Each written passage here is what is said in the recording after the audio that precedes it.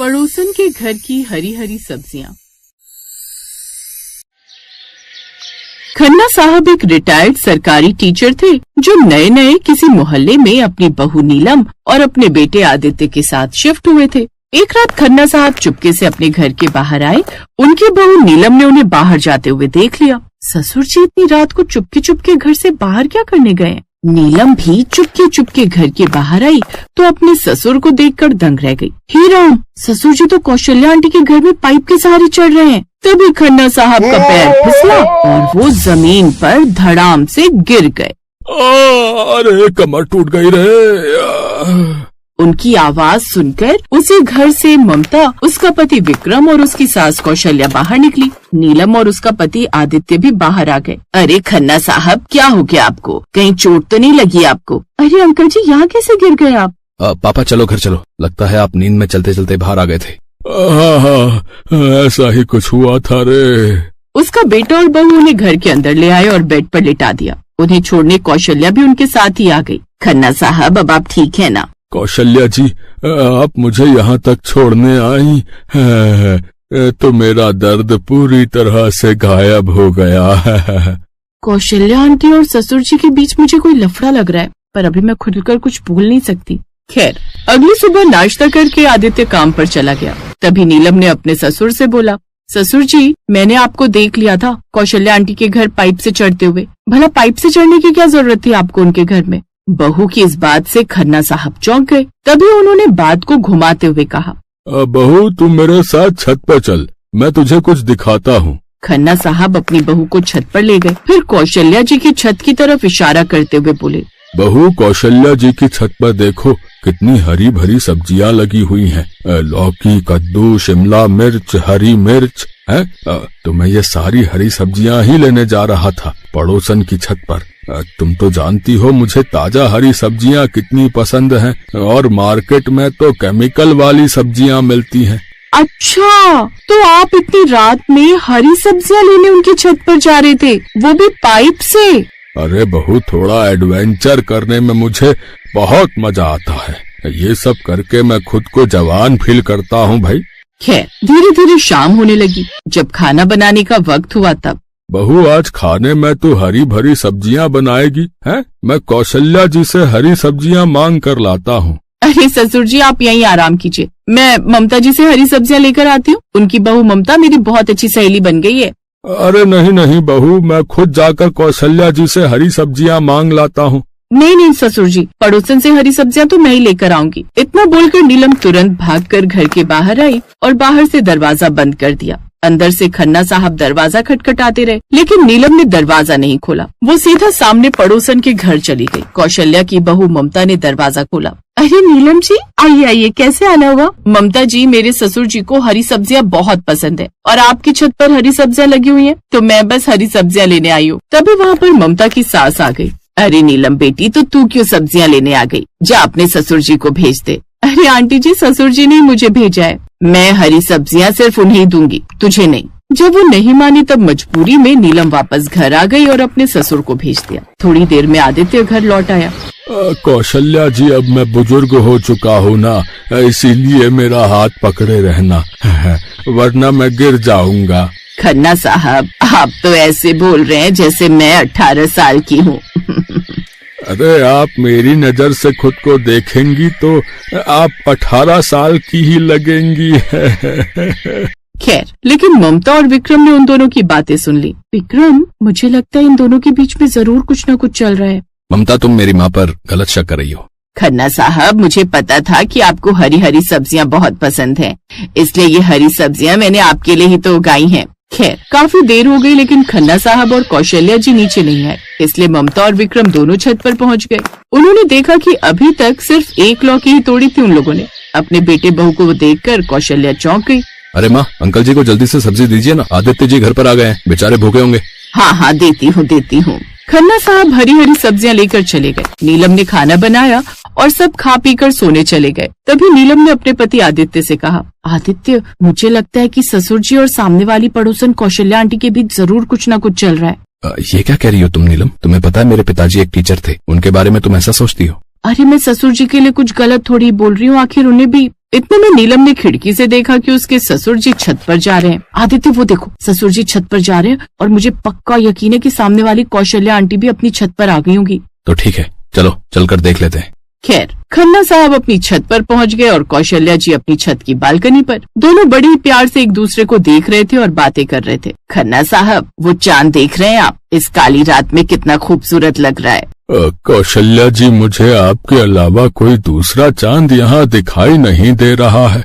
खन्ना साहब, आप भी ना। उन दोनों को इस तरह बात करते हुए खन्ना साहब के बेटे बहू ने भी देख लिया और कौशल्या के बेटे बहू ने भी। तभी आसपास के कुछ मोहल्ले वालों ने भी उन्हें देख लिया। ये दोनों बुढ़े बुढ़िया हर रात ऐसे ही छत पर खड़े होकर एक दूसरे से बातें किया करते हैं। शर्म भी नहीं आती इस उम्र में ये सब करते हुए। सुबह होते ही उनके पड़ोसियों ने आदित्य, विक्रम, नीलम और ममता को बुलाया।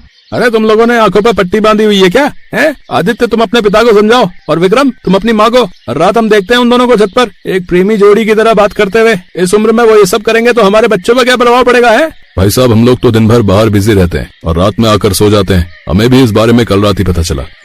आप लोग फिक्र मत कीजिए, हम लोगों ने समझा देंगे। उन लोगों को इस तरह बात करते हुए खन्ना साहब और कौशल्या जी ने दूर से देख लिया। फिर शाम को वो दोनों मोहल्ले से बाहर किसी पार्क में अकेले मिले। कौशल्या जी, आदित्य की माँ के जाने के बाद मैं बहुत अकेला हो गया था। मेरा बेटा दिन भर काम में बिजी रहता है और मेरी बहू दिन भर टीवी देखती रहती है। उसके साथ तो मैं ज्यादा बातचीत कर नहीं सकता, लेकिन जब से इस मोहल्ले में शिफ्ट हुआ हूँ और मुझे आपका सहारा मिला तो आपसे बातें करना बहुत अच्छा लगने लगा। आपने बिल्कुल सही कहा खन्ना साहब। विक्रम के पिता के जाने के बाद मैं भी बहुत तन्हा हो गई थी। मेरे बेटे बहू भी मुझे बिल्कुल वक्त नहीं देते। मैं बहुत अकेलापन महसूस करने लगी थी। कभी कभी तो लगता था मैं खुद को खत्म कर लूं। अकेलापन काटने को दौड़ता था, पर जब से आप इस मोहल्ले में शिफ्ट हुए मेरा अकेलापन दूर हो गया। लेकिन हमारी वजह से हमारे बच्चों की बदनामी हो रही है।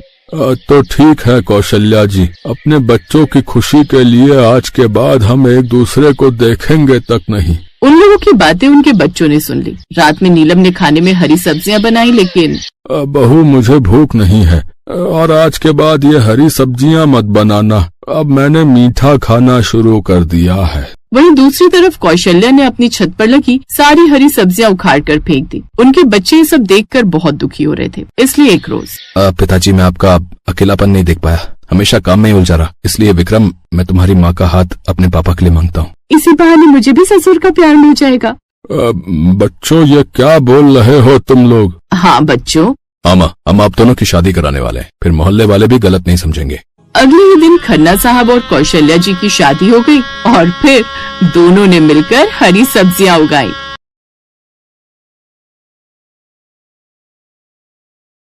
गोमती ने देखा कि सुबह के 5 बज गए हैं। वो जल्दी जल्दी उठी और मंडी जाने के लिए तैयार हो गई। उठ गई गोमती? हाँ, और सुनो, मैं सब्जी लेने मंडी जा रही हूँ। तुम ब्रेड और दूध बंटी को बोल देना, ले आएगा। चाय ब्रेड खाकर ही दवाई लेना। हाँ हाँ, ले लूंगा, तू भी ध्यान से जाना। गोमती का पति किशन बीमार रहता था, इसलिए घर का खर्च चलाने के लिए गोमती सब्जियां बेचने लगी।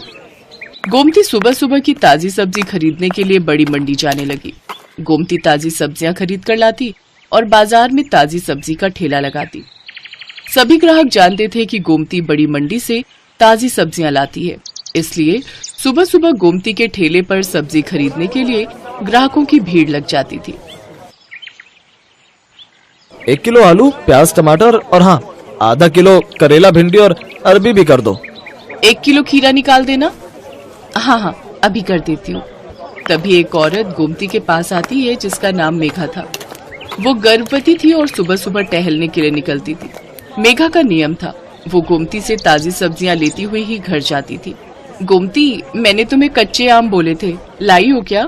हाँ मेघा दीदी, आपके कच्चे आम मैंने पहले ही अलग ले लिए थे। ये देखो, ताजे ताजे कच्चे आम। अरे वाह, इन कच्चे आमों को देखकर तो मेरे मुंह में पानी आ रहा है। वैसे कुछ भी कहो, सुबह सुबह की ताजी सब्जी की सुगंध ही अलग होती है, जो पूरे बाजार में सिर्फ तुम्हारे ठेले पर ही मिलती है। मुझे लगता है तुम बहुत मेहनत से सुबह सुबह बड़ी मंडी से ताजी सब्जियां लाती हो। कितने बजे उठ जाती हो गोमती? मेघा दीदी, रात को देर से सोती हूँ और आप तो जानती ही हो, बंटी के पापा की तबीयत ठीक नहीं रहती। पूरे घर का काम देखना होता है, फिर सुबह सुबह मंडी निकलती हूँ 5 बजे उठकर। उसके बाद घर जाना ही नहीं होता, सीधी यहीं आ जाती हूँ और ठेला तैयार करती हूँ। और कोई सब्जी चाहिए, दे दूं क्या? और आज आप अकेले आए हो? अक्सर तो आपके साथ अमर भैया होते हैं। हाँ, अमर को कुछ दिनों के लिए ऑफिस के काम से बाहर जाना पड़ा, आ जाएंगे बोल रहे हैं। वैसे मैंने माँ को बुला लिया है, अकेली होती हूँ ना घर पर तो मन ही नहीं लगता। एक काम करो, मैं तुम्हें सब्जियां बता देती हूँ, क्या तुम रोजाना मेरे घर पर ताजी सब्जियां दे जा सकती हो? अब चला नहीं जाता, पूरा टाइम है ना इसलिए। हाँ हाँ, आप चिंता मत करो मेघा दीदी, मैं रोजाना सुबह सुबह की ताजी सब्जी आपके घर पहुंचा दिया करूंगी। इस हालत में आप अपना ख्याल रखो और किसी भी चीज की जरूरत हो तो मुझे वो भी कह देना, मैं ला दिया करूंगी। मैं तो बड़ी मंडी जाती रहती हूँ।